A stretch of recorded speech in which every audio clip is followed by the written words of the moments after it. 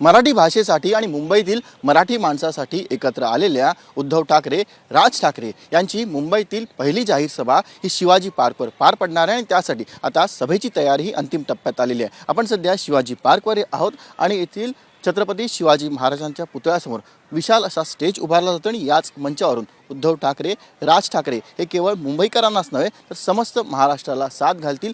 नेमकं या सभेत उद्धव ठाकरे, राज ठाकरे काय बोलतात याकडे केवळ मुंबईकरांचंच नाही तर समस्त महाराष्ट्राचं लक्ष असेल। आपण जर बघितलं तर संपूर्ण मैदानात विशाल असे मनोरे उभारण्यात आलेले आहेत आणि ज्यावरून एलईडीची व्यवस्था केली जाईल। राज ठाकरे हे त्यांच्या सभेमध्ये अनेक प्रकारचे व्हिडिओ लावतात आणि त्यासाठी एलईडी स्क्रीन देखील इथे उभारण्यात येणार असल्याची माहिती आहे। आजपर्यंत उद्धव ठाकरे आणि राज ठाकरे हे दोघेही कशा प्रकारे मुंबई महाराष्ट्रापासून तोडण्याचा एक कट रचला जातो एवढंच नाही तर मुंबई केंद्रशासित करण्याचा कसा कट आहे त्यावरती भाष्य करत होते। मात्र यावेळेला पहिल्यांदाच मुंबई गुजरातला कशी जोडणार त्याचा कसा कट सोचतोय या संदर्भात राज ठाकरे आणि सुतोवाच केलेले आहेत आणि त्या संदर्भातील भाष्य हे राज ठाकरे हे शिवाजी पार्कवरील या सभेमध्ये करू शकतात। मुंबईतील मराठी माणसासाठी आणि मुंबई वाचवण्यासाठी आम्ही एकत्र येतोय, आमच्यातले सगळे वाद मिटून एकत्र येतोय असं एकत्र येण्यापूर्वी दोन्ही बंधूंनी म्हटलेलं आहे आणि तब्बल मनसेच्या स्थापनेनंतर 20 वर्षांनी हे दोन्ही बंधू एकत्र आलेले आहेत। त्यामुळे हे दोन्ही भाऊ